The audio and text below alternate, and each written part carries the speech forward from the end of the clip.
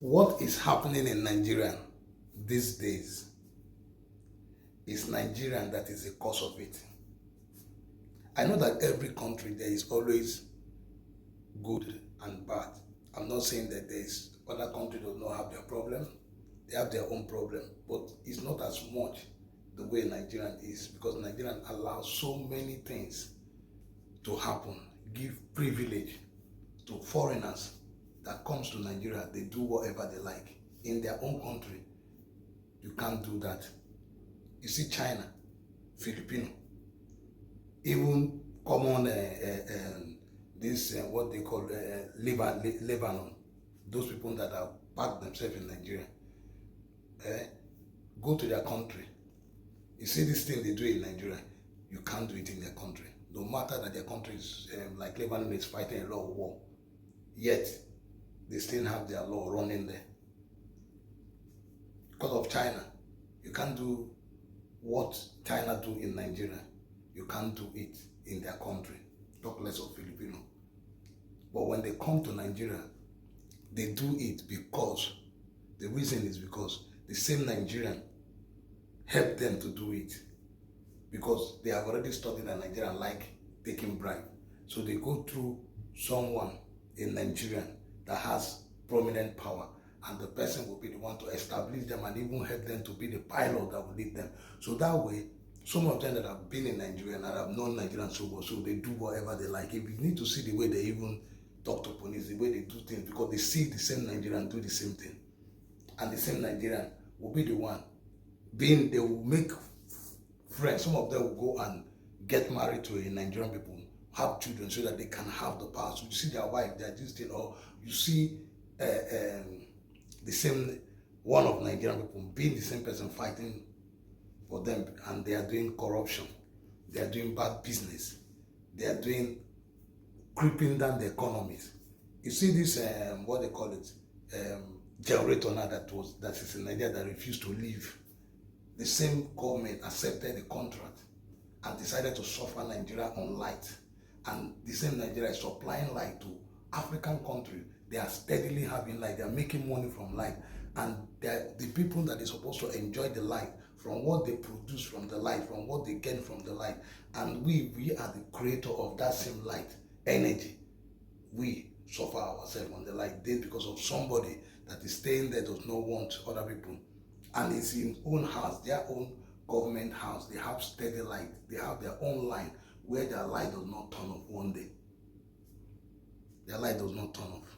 They have everything being given to them. Everything, car, everything, provision of every single thing, medical doctor, traveling, everything. So they don't care, because their own side is like they are living in abroad. Why the subordinate, or what they call it, the subject, are living in Nigeria, so they don't care. So what they do, they sit there to make contract to suffer the people and gain. And at the end of the day, they are still the same people that will come and arrest them. You see those people they arrested now, all those Filipino, Chinese, and the rest other one they arrested. The same judge, all of them that are judged there, will be the one to set them free. Watch, by the time the powerful people gather the money, they are going to pay. When they give them money, that thing that you see now, the arraign, put them, all of them, you will not hear it again. The case will be torn away and it will be silent. All those people you see, they are all going to go, because they are all going to ask them. They will be the one telling them that if you want to get out of this case, you have to pay such amount of money. But in their country, you can't do it. In their country, if you commit crime, you will go in for it. Whether if you are a foreigner, that's even make it worse.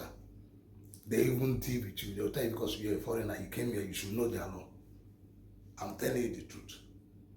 But you see Nigeria now, they are arraigned them, or they have arraigned them, but all of them you see are going to be out of that place, because they are going to set to give some money.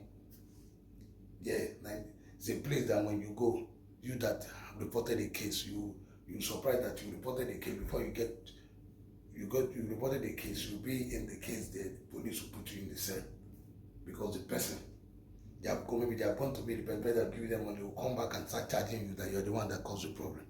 And the next thing they put you in there. The person that gives money is the right person in Nigeria. Even if the person nyamu to somebody, buy somebody, that person, as far as the person has the money, the person is right. The person that is spy is gone forever. That's what we are saying.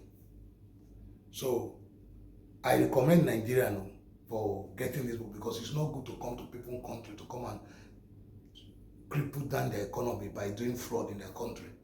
Nigeria is an open ground. There's for fraud. Yeah, Nigeria is an open ground. Nigeria and all these African countries, most of these, they open their ground, so people come there to stay there and do most of the fraud that you see now that happen. It's not Nigeria that do it, but most people travel to Nigeria. They come to Nigeria and say because they're using Nigerian network to throw their job or do whatever thing they're doing. It's Nigerian network, so everybody say it's Nigerian. But you can't. It's like UK now. You can't just come to UK. If you are doing it in UK, they will get you. If you are doing it in London, in America, they will get you. If you are doing it anywhere, developed country, they will get you, because you won't last for long. Yeah, the signal will go, they will get you, because they have watchdog. Nigeria say they have Efcc, watchdog or whatever. I don't know. But they got this people anyway. Maybe they got it through information and, but still, these are the same Efcc people that will come to you and be charging you money. That if you don't pay them 300 million or 200 million, the case will not.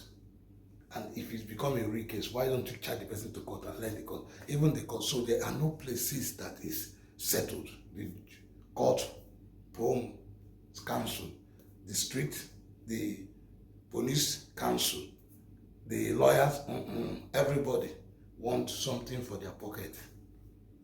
Yeah, I remember when I passed through the airport, you can't imagine. You need to see officers. That's how they are. Give me. I have to ask one officer one. They pay you money. They pay you. They need to pay you money. They don't pay you for salary. Look at you are here with your uniform, answering. What you sit here every time is give me money, give me money. Give you money for what? What did you? The person you are telling to give you money, did you work for the person? Did you know the reason why the person is coming to Nigeria? Did you work for the person? Did you have anything to do with the person? Or did you even know whether the person has anything? You just people just open mouth. I'm not saying giving people something is bad, but sometimes when you are in a position, you don't need to. You are derailing that country.